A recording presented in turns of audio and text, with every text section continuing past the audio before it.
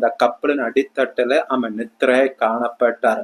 ஆனால் அந்த ஆபத்து வருகிற நேரத்துல அவர்களுக்கு இயேசு எங்களை தேவன் நம்மோடு கூட இருக்கிறார், இயேசு இந்த படகுல காணப்படுகிறார் என்கிற எண்ணம் அவர்களுக்கு வராமல் போயிற்று.